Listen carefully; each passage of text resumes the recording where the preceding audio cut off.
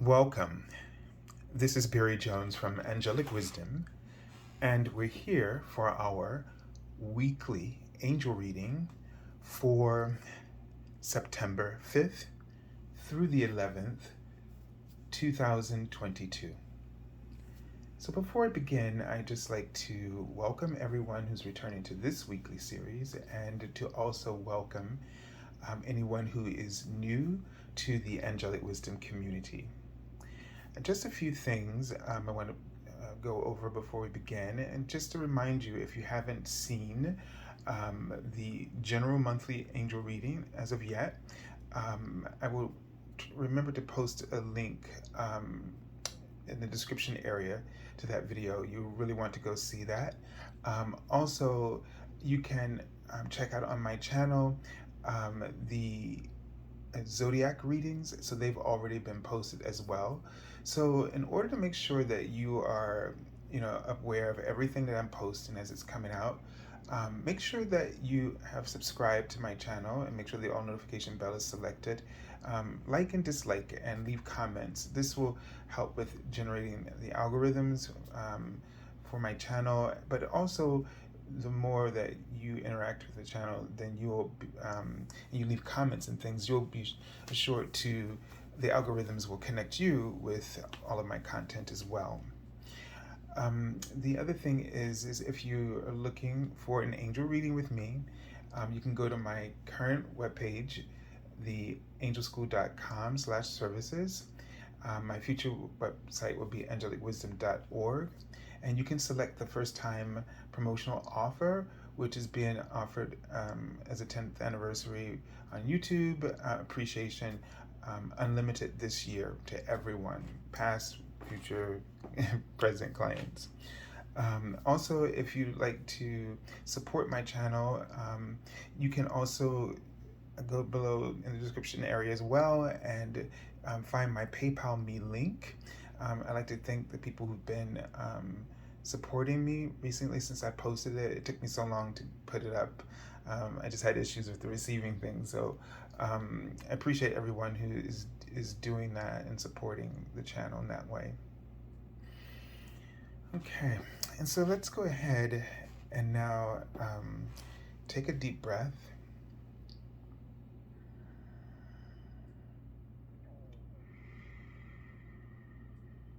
And just connect in with your heart chakra and really tune in with your I am presence and your angels. And they're showing me right off a gateway. So it's like a stone, marble actually, doorway. And this, when I see gateways, although this looks a little different because it's marble, but I don't know what that has any sense. But the gateways mean to me that the angels are opening up a new avenue for you. So it's either you're shifting in dimension or you're changing course from the path that you were on. And usually these gateways sort of are somewhat like of a quantum leap, meaning that it's the transformation is sort of fast tracking you through some aspect of the path that you were on. So maybe you were fast tracking a lesson that you've been learning, or that you've just moved on and you're ready, you've done the work, you've accelerated, and they're giving you the opportunity to move on to the next chapter of your experience. And it's sort of a fast tracking, because there is a sort of an implication to me of a dimensional shift, which means that you open up to a whole new level of experience and opportunities, so that you're on a different playing field, that if you choose, now you will have, because it's always free will. They can open it up to you and you can walk through it, but you can still choose to sort of reach back into those old patterns. So if you choose, there is new emotional mental, spiritual, and physical experiences available to you. And I'm just seeing a unicorn sort of running across. And so the unicorn energy comes in. They bring in this um, pure sort of frequency of love. They bring in this sort of diamond white energy. And this is connected with and they're helping you to manifest something. All right, so they can help you amplify your manifestations. But they're connected with your causal chakra, which is the chakra just above your crown chakra, but slightly to the back. And it looks like a moon. It has this beautiful diamond white energy, right? And this connects you with the angelic realms. And so the Archangel Christiel and the unicorns is in charge of this chakra. And they're writing some aspect of helping your soul to connect with abundance. So they write the word Jupiter, and they write the word soul. So they're trying to help your soul to connect with spiritual abundance. Okay. And so, and when you call on them, and let's do that now. And let's just ask the unicorns to touch you in a way that helps you to identify when they're with you. So just be aware of any changes in feelings, in your emotion or sensations is what I'm really looking for, that word.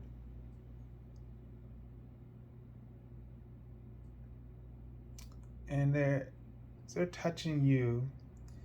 We can ask them also to touch each one of your 12 fifth dimensional chakras and to light them up.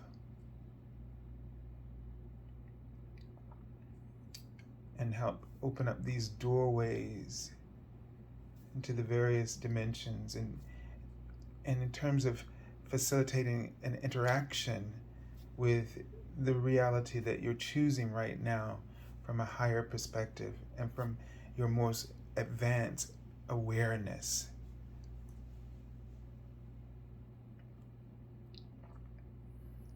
And the unicorns bring you messages and ways of creativity. And see your unicorn standing very close in front of you. And he's looking at you with his eyes.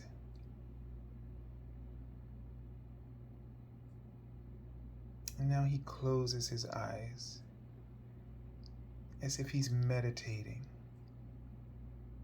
with you. And he just slightly opened them again as if to see, are you getting the message? He's trying to communicate with you telepathically. It's the first time they've ever done this with me, so.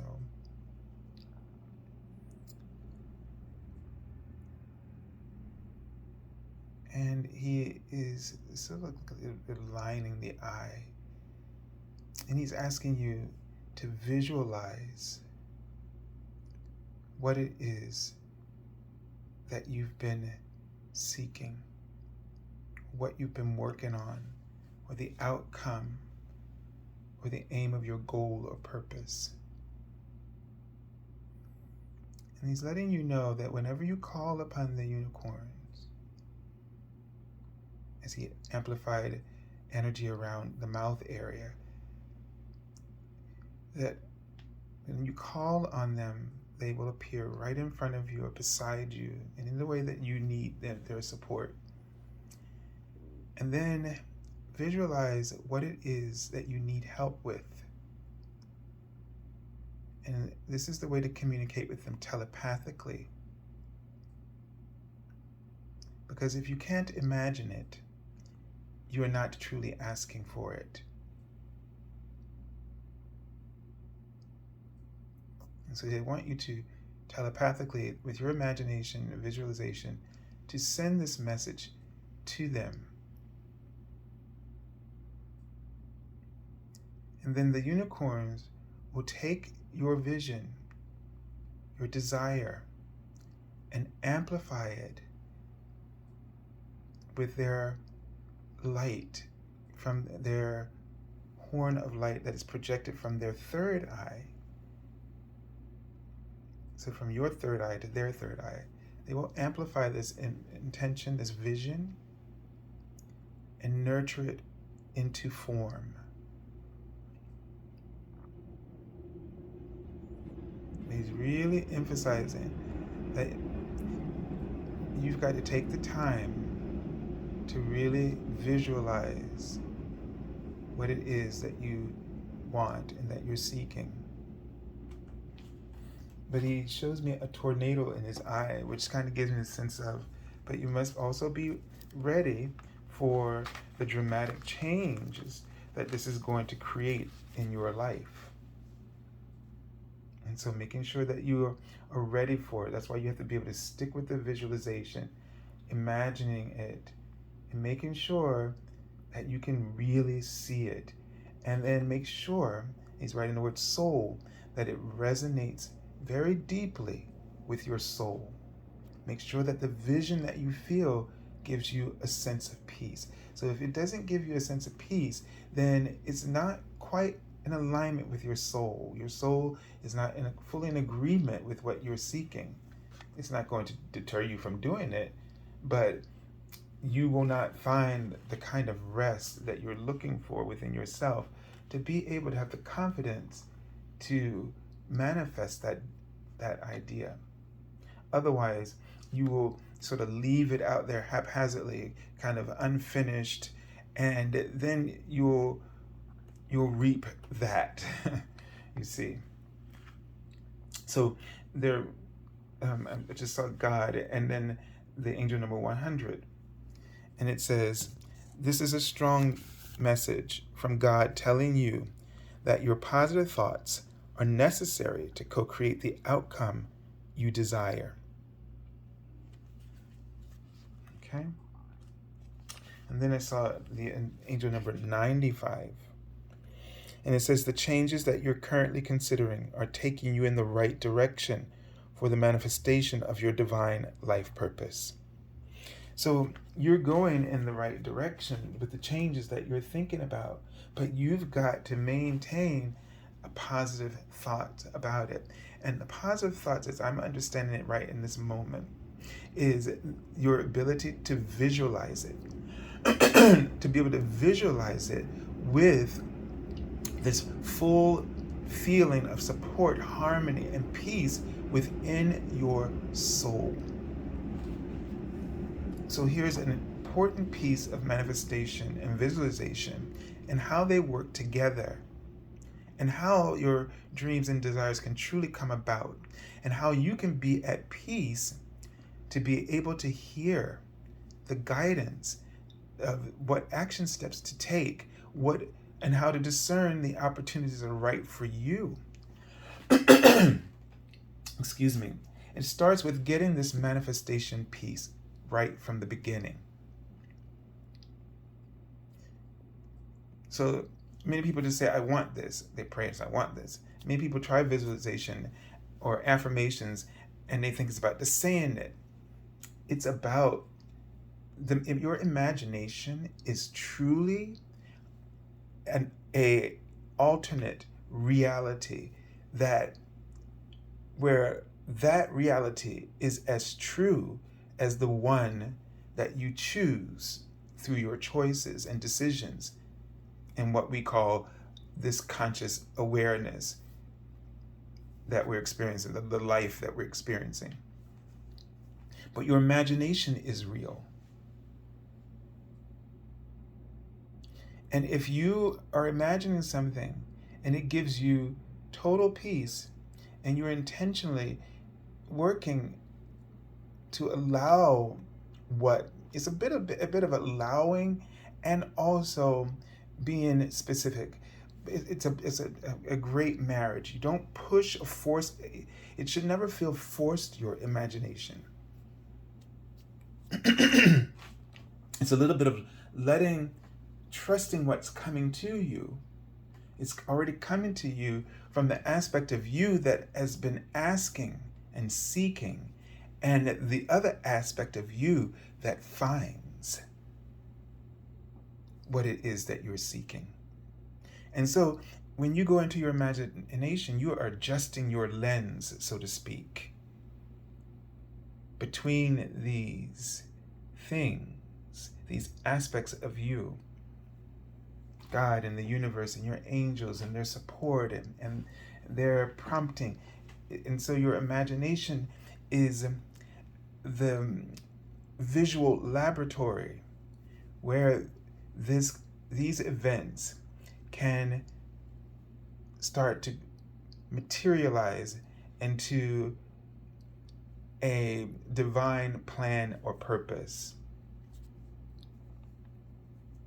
So when you feel at peace, when you feel when you feel totally ready to embrace it, that visualization, then that's when you can send this to take a snapshot and send that picture to your unicorn to take hold, nurture, and amplify with its beautiful ninth dimensional frequency of light.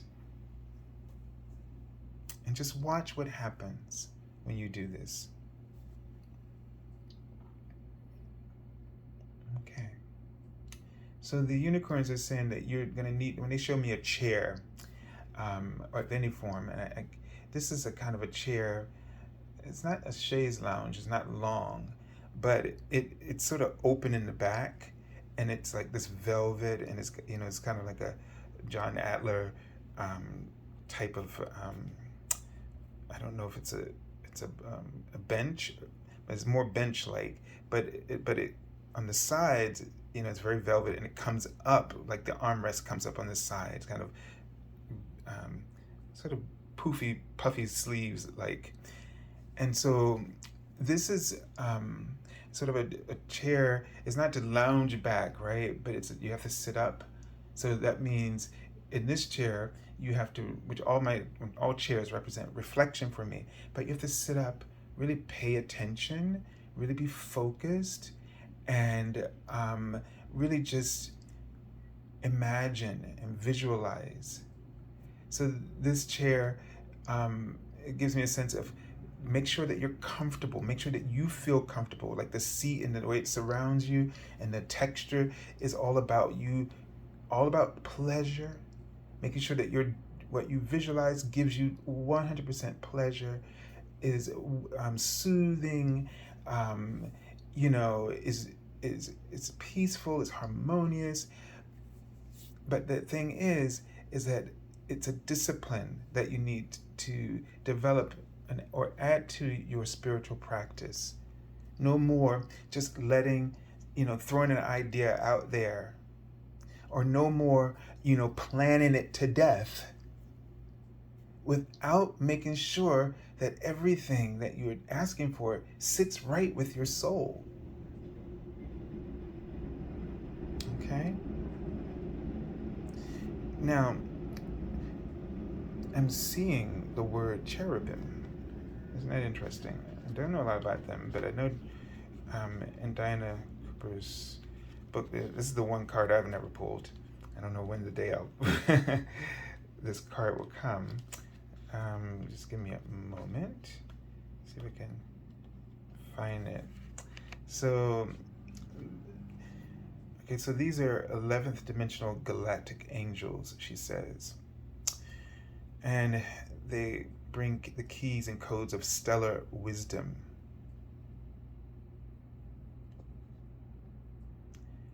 These huge beings work in the universe, holding the energy of pure transcendent love between and around the planets, stars, and galaxies. For example, the Pleiades download source healing, and the cherubim are helping to intensify the level of healing coming through. And then it goes on to say, let's see, the guidance. You are blessed to receive the cherubim card, for it indicates you're being lit by a beautiful angelic energy. You're being asked to bring this through you and pass it on to others to switch their lights on too. Okay, so there, this energy is, you know, so it feels like you're getting these downloads. So um, from this intergalactic, and it's about becoming an intergalactic master, right? And that you're bringing in higher downloads of energy. But let me just see if there's anything that I might be getting from the cherubim. So we tend to think of them as those little angels, right? And those are the sort of cherubs. But this cherubim has this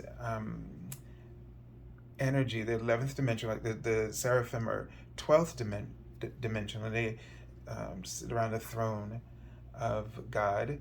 But the cherubim are 11th dimensional, and they oversee the energy of the planets and galaxies. So it's like they're the like, for instance, Gaia is a throne angel, actually. So or each planet has a throne angel overseeing it, but the cherubim sort of oversee the interactions between the planets, stars, and galaxies, and make sure they're held in perfect balance. So, in some way, and this is the hard part with her, this, these angels that she presents to us, but how do we break this down into how they might be playing a role in our day-to-day awareness? And so you might want to think of them as being able to assist you in maintaining a sense of balance and harmony by between the people that you're interacting with, right? So like, think of different parts of our planet, or different groups of people, almost like a different planet or a galaxy, right? Because sometimes there are people that we just don't get because they just seem so different from us. So in a more practical way, they can help you to evoke a great deal of love and understanding for others that we are often confused by, is the word I'm seeing from them, right? People that we don't know how to love because they seem to go against everything that we don't stand for. I think that's what I'm trying to say, right? So this is a way that they might be coming through right now at this time. Let's just look at see which archangel we're working with this week specifically. All right. So this is Archangel Zariel. And as you can see, he works with all the canine beings. And it says, give and receive love. Obey the spiritual laws. And so, what he's reminding us is that we're here to love one another, right? And unconditionally. And our pets, I've never really had any, and that's a whole nother story, because they don't live long enough for me, and I would be just too heartbroken. That's the short end of the story. But they're the love that they give to their owners is just this unconditional love, and I'm sure all of you who have pets totally understand this. And so in this week, we're being asked to really be compassionate, be unconditionally loving towards others. And when we do this, it's easy when we do it with people that like, say, a family member, like, or your child, because you just can't help but love them. But it's something to do it for people that we cannot understand. It's really challenging. And he's like, obey the spiritual laws. It's as if he's reminding us that um, to not follow this basic law of unconditional love, that what we end up doing is creating conditions, karmic conditions, which means, karma is really based on conditional type of love, right? Whenever we do something, I don't know if I want to say it quite in this way, but I guess I'll have to. When we're when we don't honor each other in the way that we should, respect each other in the way that we should, um, you may not agree with people, but you still should respect them. You should still treat them with respect. And you may say, well, how do you do that? They're not being respectful to anyone else. But the thing is that you have to give what you would want others to give. So let's put yourself in that person's shoes. And if you, even the way that you think is a misunderstanding to them.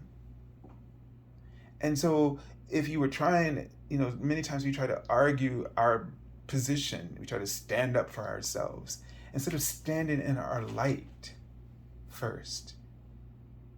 And when you stand in your light, your awareness expands beyond your own self, right?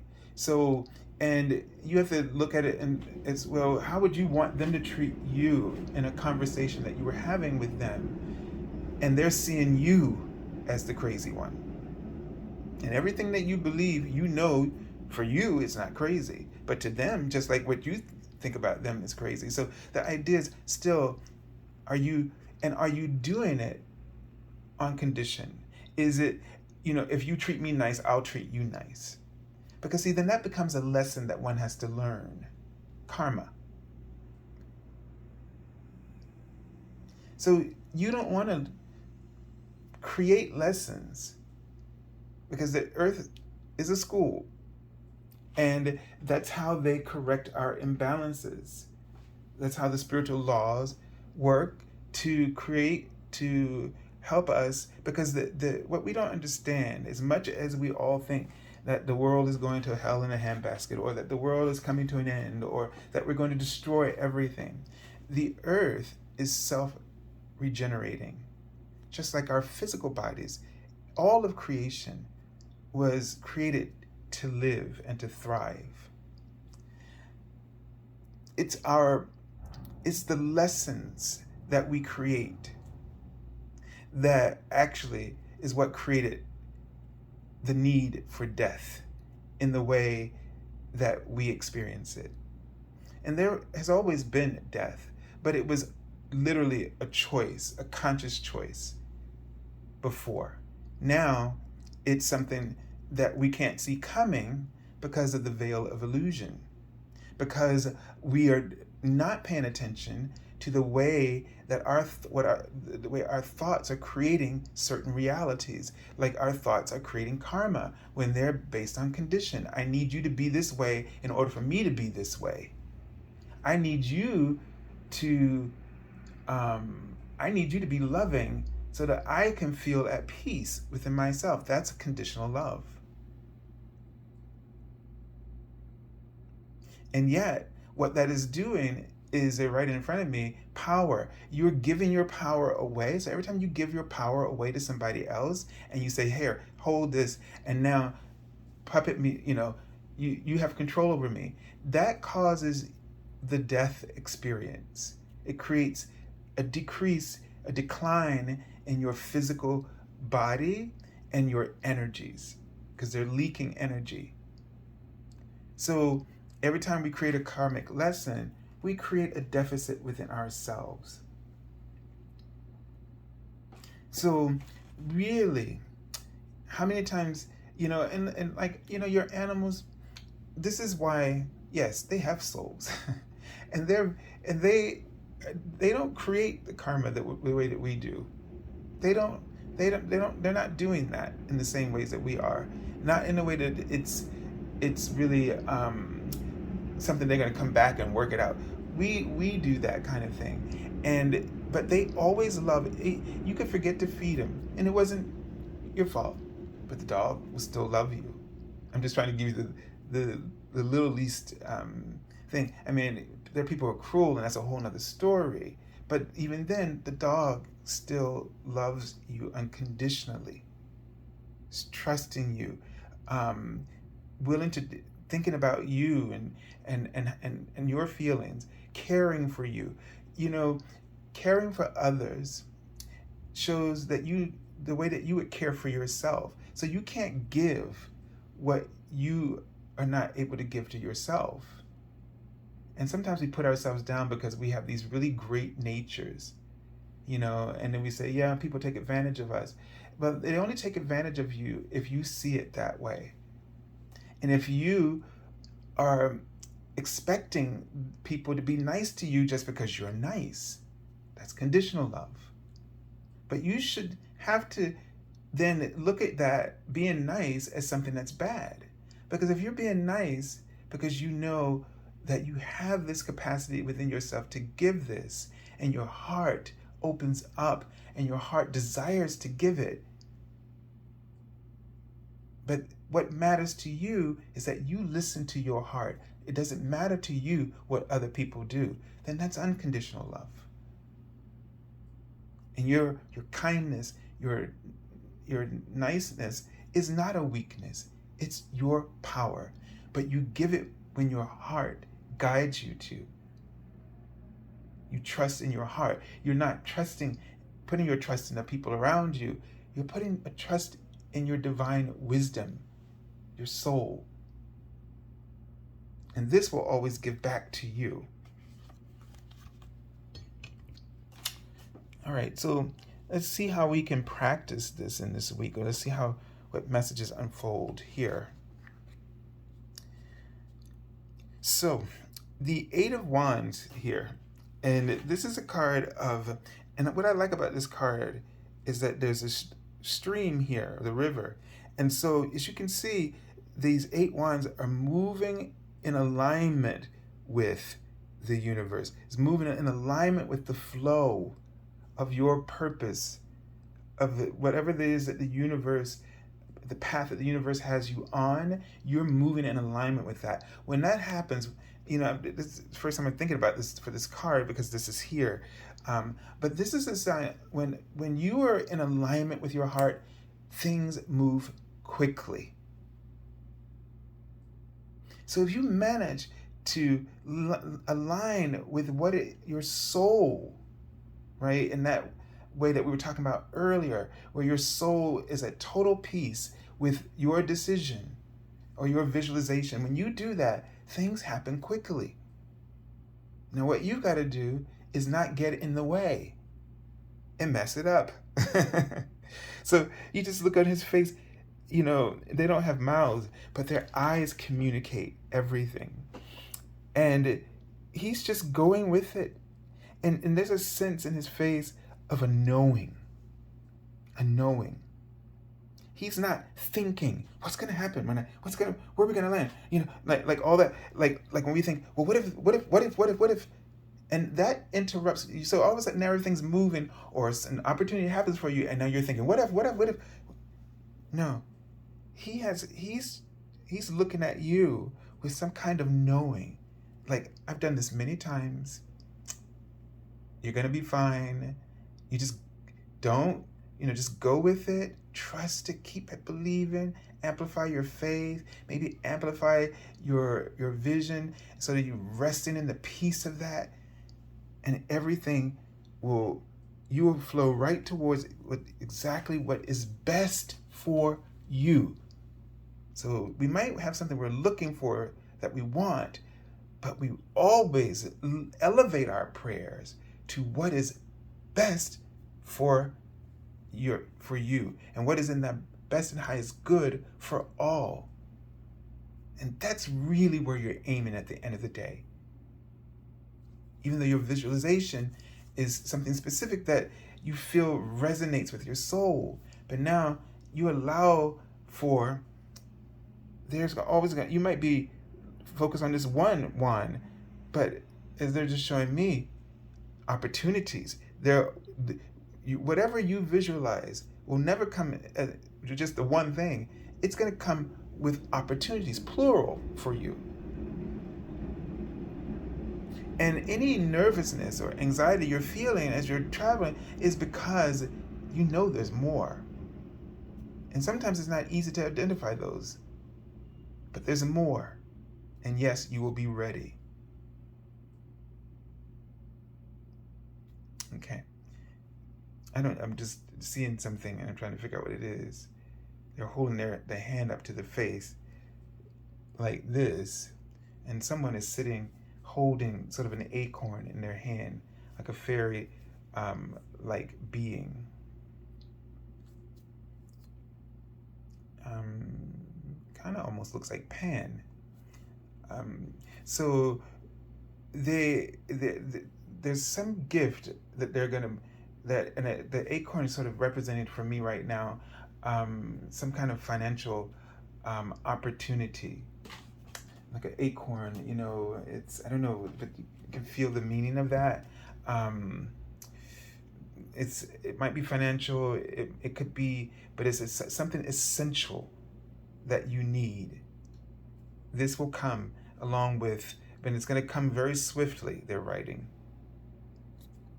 So just, and they're saying, they're writing like the word progressive or progression. So that it's going to happen in a progressive way, but it will come swiftly, and then it will unfold in a progression. So what I feel like is, the initial impact might not seem as big as what you were expecting, but be aware and really receive that, because it's going to progress.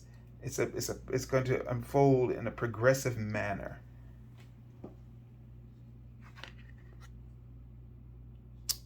Okay, so the Four of Swords, and here this is sort of at rest, sort of let it go is the feeling I'm getting. So, after you work on your visualization and you start to get some kind of spark, and it could be an idea that comes to you so clearly, all right, then rest your mind. Don't try to start poking at it, because the sword suit is that's what the tragedy of the sword suit is all about. That we just, despite the interference of our mind and the traps that we create in our mind, the nightmares that we dream because of worry, and then and then it's like we have to just be beaten to the ground, like with the Ten of Swords, until we can let it go, until there's nothing to hold on to. So don't go any further. Stabilize your mind. Don't try to use your mind to figure out solutions. Connect with your heart for the signal that you're seeking, and then let your heart send the signal to your mind, your imagination, and start to attract to you, like a Google search, what you're looking for in terms of opportunities or ideas or action steps. It'll feel guided. It'll feel inspired. That's the way the mind is meant to use as a think tank. It's a think tank of inspiration, not you worrying, stressing. It never was meant to be used for that. And that's why it's not very pleasant when we do, which is why so many of us are experiencing so many issues with our mind, because it's an abuse of the mind. It's for imagination, creativity, brainstorming. It only answers to the heart, to the intentions of the heart or desires of the heart. It's for expressing ideas. As a process, it helps you to express these inspired ideas. And there's a full spectrum of it, they're writing, of possibilities. Stop using it to worry, because you're mucking up the technology of the mind. And so here we have the Page of Swords.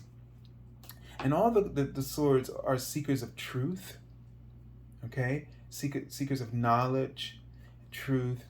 And so perhaps here the messenger that the page represents is that um, when you relax your mind, new ideas are presented to you. Ideas that are like golden ideas, that will present, um, allow you to find the perfect solution. Remember, the best and highest good, right? So for all. So when you and so really be also seeker of truth, meaning listen to your heart's wisdom. Listen to that inner guidance. It's also about learning. So be aware that you might need to personify this, learning how to release worry and to believe in your your visualizations, believe in your dreams and your goals, but without forcing it. Let it resonate with your soul and your heart. This is harder work than trying to manipulate. The difference is manipulation feels awful and visualization feels great. It just does. So get that right. Find that inner truth within that your visualization. Also, they're writing confession, so that when they write this, it means be honest. Sometimes if you don't say the thing that out loud, like it doesn't necessarily have to be something you fear, but especially in these points, like if you don't want to do something, but you're trying to manipulate yourself into doing something, you're trying to manipulate yourself into being in agreement with something, to being in alignment with something. This is not how it works. So you need to confess that so you can give yourself a break. But also, if it's something you really desire, but you're afraid to say it, you're afraid to believe it, you're afraid to achieve it because you doubt yourself that much. Or you've grown up where your desires, you were taught that your desires were immoral, and I'm just talking, like in a sense where somebody just tells you, oh, you're not supposed to have desires. um, you know God doesn't want you to have desires. He just wants you to only, like a dictator, and God is not a dictator. Why would he give you free will and then make you a dictator? You're not different from God in a sense. So you're one with God. Your mind is always one with God, and his is with yours. So it's more of an agreement. Everything is always an agreement. You just automatically do want with what's best for you, and God just always happens to unfailingly want the same, right? Never wants to give you an option different from that. When you get something different from that, that is something you created. When there's an alignment between what you and God want, which is always for the best and highest good, peace, joy, happiness. So who would not want what God wants, right? But the point is, when you both, you feel that there's an alignment between those desires, it feels not like, yes, you feel extremely supported, you feel confidence, you feel and you have conviction, peace within, joy that is sustainable, and what's the word is not, I can't think of it. Indistinguishable. No, that's not it. It's unable to be extinguished. Okay? We can't extinguish this kind of feeling. All right, so let's take a look at the card from the bottom of the deck. And let me see what that says. Oh, yes, there are three of them. It's a 3 of coins. So the lesson that you're going to be working with in this week is learning how to work with others. And this goes back to the cherubim and Archangel Zariel's message, right? We were talking about earlier. This is about you learning how to work with people. And first of all, it has to come from a place of unconditional love. One, the other person has no power over you, even if they have a position of power over you. You can always choose for yourself a purpose or focus, an approach that helps you to find harmony and alignment within yourself. And I'm not telling you to do something that you feel is morally wrong, like killing somebody else, is to be extreme. No, that's not what we're saying. We don't do that. And I know you know that. But there are some people who, in your little part of your brain, starts to think that way because our ego is in there, right? Trying to blow everything I'm saying apart, which doesn't matter to me. But I'm just sort of inside right now. Your mind is sort of hearing these thoughts. So the thing is that one, you don't give away your power to others. The other two is it's about unconditional love. Somebody might do things the way you don't get it, or you don't like the way they approach things. But learning an unconditional love approach would be that I'm not focused on what I don't like about this person. What I'm going to choose to focus on is the things that are brilliant about this person. And so therefore, I'm choosing to learn something that maybe I'm not good at, that this person is good at, despite that I don't like their whole approach or their whole whatever, right? And so that then becomes an unconditional love agreement. And that does not create karma. And despite what that approach, you're taking that skill that they have, or that particular gift that they seem to have that always works, and that part of them that you admire. Okay? So this is really going to be about, learning to work, to cooperate, because cooperation is an important part of the fifth dimension experience and the new earth, fifth dimensional earth experience. We have to start moving. It's like what we're doing is we're putting conditions on God and saying, all right, when are you going to clean all this up so I can be? Or you're giving your power away to the politicians and the government leaders. When are you going to get this right so that I can start to be happy again? Starts with you. That model, and that's what the cherubim is saying, like, you can sort of light up everyone else, right? And create this harmony between groups of people by being the love, the divine love that you know to be. Honor the law, the spiritual laws, as Archangel Zario was saying. The spiritual law of unconditional love, oneness. This is the first piece of oneness, is cooperation. And so if you start to heal this peace within yourself, you will light up like a brilliant lamp whose light can cast in infinite directions and impact everyone, because you become an example of this fifth dimensional mindset, which now others can learn to adopt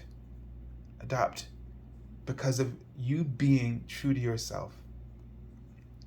All right, so I send you lots of love and angel blessings. I know this is a lot to think about this week, but I know you can do it. We can all do it, right? So God bless you and have a beautiful week.